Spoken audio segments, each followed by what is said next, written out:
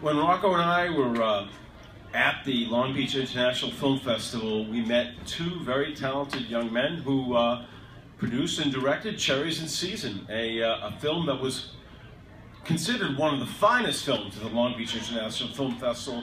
And to take it a step further, Rocco, who loves film and is our film critic, is going to speak to Sean and Dave about their awesome film, Cherries in Season. Thank you again, Howie. Thank you guys for coming. Thank you for your time once again. For those who may not have seen the film yet, tell us about Cherries in Season. Cherries in Season is a season in the life of the hottest and possibly most important gay bar on Fire Island. It's stories and history told by the people that work there, who also live there, and who lived through history there. One of the particular people that you focus on in the film is somebody quite well known to us, anybody who listens to FM radio, of course. Uncle Johnny, who's a semi-regular on Elvis Duran Morning Show on iHeartRadio, Z100 here in New York. And I was shocked because I had no idea that he had this history behind him. I thought he was just a guy who came on and made drinks, but there's a lot more to him. So tell us at least a little bit about where his role in the story of Cherries. So it's kind of funny you said that, because the whole point of the film is to kind of show that there's a lot more to a lot of things that you kind of take for granted, and Uncle Johnny is like the perfect thing, because he's this he's everyone's gay Uncle Johnny, and he comes on this fun show and gets people drunk on the radio, but he was at Stonewall when the riots happened. He lived through the worst of the worst that gay people have been through in history. He lived at a time when it was illegal to be gay. Against the law. He was arrested on a regular basis for being gay. And he went through that. And, he's got a really unique perspective that we spent a lot of time on in the film. I mean, you can't really ignore that. Sean, you edited it. I mean, yeah. You can kind of speak to that a little bit, right? Yeah, no, absolutely. So, okay. So, when Dave came to me about writing and editing the film, because I had shot part of it, and when we went into post-production, he had asked me to come on, and I was thrilled, and I said, absolutely. And when we were looking at it, we had a lot of stuff from the bar, but we didn't really have any of the historical aspects of it. And I said, I told him, we really need to show all this stuff. Like, we need to show Uncle Johnny talking about how it was illegal to be gay, how he did get thrown in jail, and a few other people that we spoke to about what it used to be like. How we had an interview with someone who said how there was one point she was getting chased by the cops and she jumped over a fence and hid for 2 hours before she could go back to her car. And it wasn't even that it was like, oh my God, this is awful. It was just like, well, that's just how life is. It was an accepted fact of life. Like, I just imagine that now, if and it's awful. So I was like, we need to show what it was like. We need to show Stonewall and why it was so important, and how far we've come going from Stonewall to having a place like Cherries in Season. How it's so important to have places like that. I mean, for me, I think it is still kind of disheartening that we have to live in a world where a place like Cherries has to exist. But at the same time, it makes me happy that there is a place like Cherry Grove and like Cherries on the Bay, and people can go there to feel like themselves. Yeah. And just Johnny was the perfect catalyst to kind of tell all those stories, because you've seen it. Yes. You just, even if you've never listened to the Elvis Duran show, you love him once he opens his mouth and you love him. He's a character. He's a sweet man with a huge personality. Yes. And who better to tell that kind of story? Yeah. Speaking of how you edited it, I remember you guys told me that this was actually originally pitched as a reality TV series, and then that changed and evolved over time.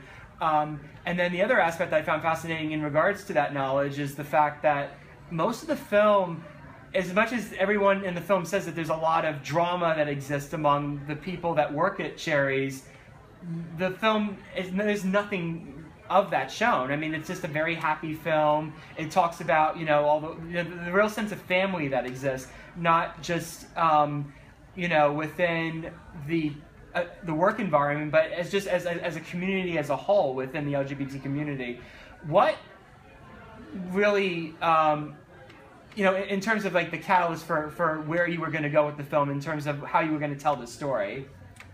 So like you said, we were originally pitched this as, wouldn't this make a great reality show? My producer, Gina Scarda, knew the owners of Cherries on the Bay. And she came to me and said, there's this crazy place where people go and they live all summer and they work there and they love each other, they hate each other, and there's so much drama. Let's make a reality show. And as hopefully we all know, and hopefully everyone watching knows, it is incredibly difficult to make a reality show. Period. Let alone without the backing of a network.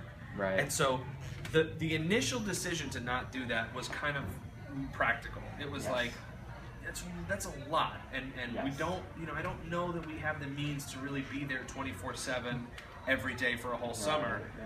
Let's try to find something different, because it is a unique place. And we talked to people and we discovered that there's drama, but what's really a lot cooler is this bar's place in history through the years. I think that ultimately served the film, and that's what made it such a great standout film in the festival. How were you approached to do the Long Beach Film Festival? Like, what was that whole experience like of having that be screened in this town? The festival process is pretty straightforward. You pay some money and you give someone a screener and they decide whether or not they want your film. And you kind of just hope for the best. I mean, that's kind of it. Wherever, and that's how it is. So it wasn't really anything out of the ordinary there. They loved us and they accepted us, and the response was amazing. I mean, first of all, Ingrid Dodd, no relation, was a missing letter. Ingrid Dodd is phenomenal, and she loved our film, and she pushed every media opportunity our way just to kind of drum up support, and man, it showed. I mean, you were there. We had a standing room only crowd for a tiny little documentary in a little bar somewhere. It was one of the popular ones that we showed, in this film festival here. Yeah. It was just, and for good reason too, because it's just such a joyous film. It transcends, this place. It transcends the LGBT community. It's like one of those things that it's one of those things that brings everybody together, and it makes you realize how connected we are as a family, as a human species. I feel like with this. In terms of that, why do you feel? I mean, beyond what I'm saying right now, what do you think? Why people should see this? Let me let Sean do that. You want me to do that? I do want you to do that. Okay. You said it great before. I can't remember the words. You said something really good before. When you were talking before? Yeah. Okay, yeah. It's why you need to see it is there are multiple reasons, but the real thing is that like Dave said, it's an interesting place, but it's not just an interesting place. It's an interesting story. It's not, aside from the education of knowing what it was like for these people, like we said, it's just an interesting, it's a fascinating story. Like, people I know who went to the film who knew nothing about Fire Island, nothing about Cherries, nothing about Cherry Grove. They watched it and they said, the one thing everybody said was, it makes me want to go to Fire Island. Or it makes me feel like I just spent a summer there. Right. That was another thing. That was another one. It was either I really want to go there, or oh my god, I felt like I was there. Yeah. So there's that, but also it's like I was saying before, where I think it's something that needs to be said, where places like Cherries are so important for people who don't feel comfortable being themselves, and you can go to Fire Island and just let it all hang out, just be yourself. Even if it's only in that one place, you can be yourself. Well, so, I mean, you have to take my word for this, because there's no way you could know this, but how many people did we leave on the cutting room floor because they weren't out? Oh, God. We had... Me and Dave were... I don't want to say we were enemies in the editing process, but we didn't see eye to eye on everything. But there were a lot of people who were left on the editing on the floor. And the majority of those sad. people were not out. And I think what Sean is saying about how people need to come to see this film because they need to see what it's like to actually be in a place where you can be whoever. Maybe almost half of the people there are not out. Yeah. But they're still there and they're themselves. But they're not out of the. They're still keeping it a secret from everywhere else. I didn't even really know that. Well, no, because we couldn't use them. No, I know, but I'm saying like that's an interesting aspect I didn't even see like until you like told me that. I just couldn't. That's another incredible thing. I feel like I said, it transcends whatever experience, whatever kind of a person you are. I feel like people can draw different things from this film, and so it's one of those types of things. I feel like that's like the real hallmark of a great work, is to have something that can be a universally shared experience. I think the film shows that people are people. There's a lot of big personalities in the film. There are a lot of drag queens in the film. They're very, very unique personalities, but they're all people.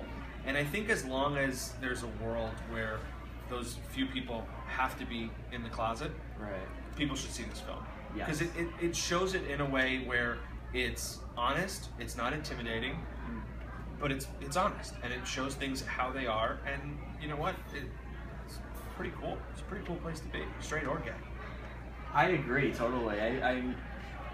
In terms of where do you see yourselves going in terms of like maybe a future subject or anything like that? Like where do you feel like you see yourselves going as filmmakers? Oh, Lord. It's hard to follow up something like this, which took up so much time and was a really exhausting process. 2 years? It was about 2 years of our time, and Sean and I lived it the most of anyone involved. I don't know. We got a couple things. We have a music film that we're kind of talking about. We have a few things in the process, and it's. But you never know what's next. Yeah, you just gotta kind of go with it, see what comes our way. I'm kind of half expecting that Cherries in Season is going to be really successful, and someone's going to go, all right, you can make your next film, but it has to be a gay film. And it's like, now what do we do? Yeah, it's in a box. Like, but hey, whatever. I mean, I'm a filmmaker. I want to tell good stories. Yes. That's really. I just want to make sure the next one is as honest a story as this one was. I mean, hopefully we'll see Cherries in Season really bubble up there. Yeah, definitely. Because I think it's a fantastic film. Yeah. I think anybody who says, people need to see this movie, whether you're gay, straight, what have you. I think like you could draw something from this film, and you'll have a great time watching it. I think that's the most important thing about it, is that you really feel one with what they were trying to capture with this place. So yeah, it's called Cherries in Season. And thank you guys for your time tonight. Thank you. Thank you very much. September 24th. Oh yeah. Golden Door International Film Festival in Jersey City. Do you have Jersey people that watch your thing? Absolutely. New Jersey, City, September 24th, 3 p.m. at the Panapinto Gallery as part of the Golden Door International Film Festival. Don't forget it. Well, excellent. Hopefully it'll get a good. It'll definitely get a good reception. And Facebook.com/cherriesinseason. Yes, Facebook.com/cherriesinseason. Thank you very much, gentlemen. Thank you so much, Rocco. Great interview. We loved it. All right, cool.